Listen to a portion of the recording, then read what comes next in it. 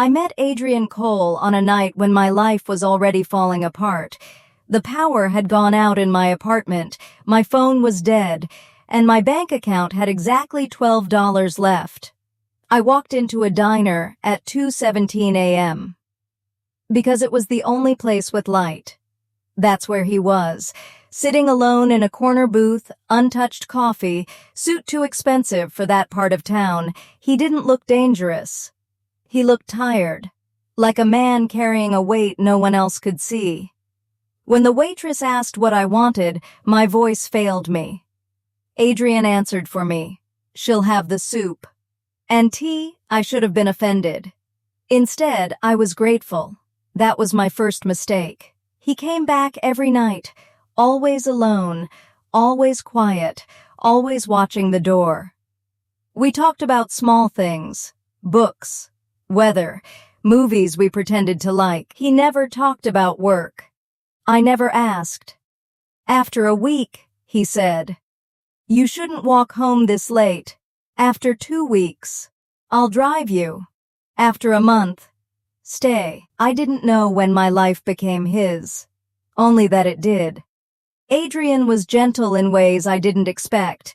He remembered how I took my coffee. He listened, really listened, when I talked about my father leaving and my mother working herself into sickness, but sometimes his phone would ring, and his eyes would go empty. One night I asked, "Are you in trouble?"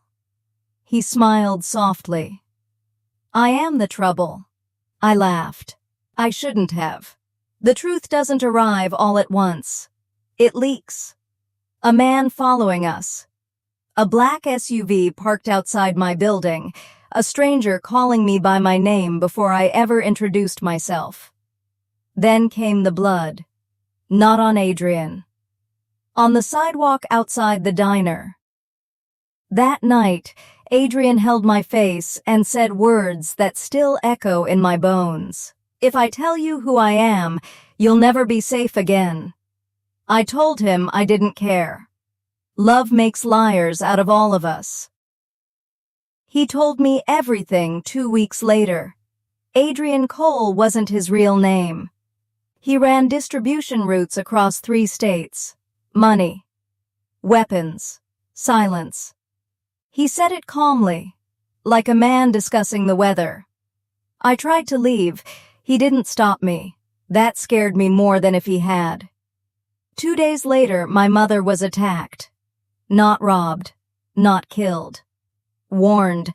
A message written in fear and bruises. Adrian didn't deny it. "They're using you to get to me," he said. "And I can't protect you anymore." I screamed at him. I begged him. I loved him. He handed me an envelope. Inside was cash, a passport, a plane ticket. "Go," he whispered. "Forget me."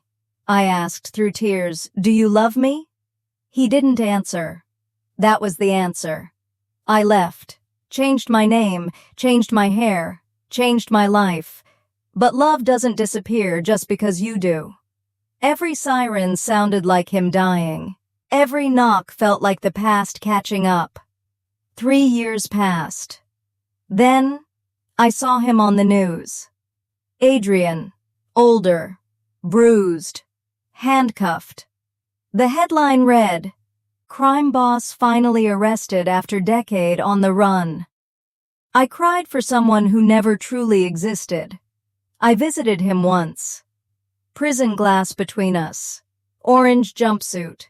Still those same tired eyes. He smiled when he saw me.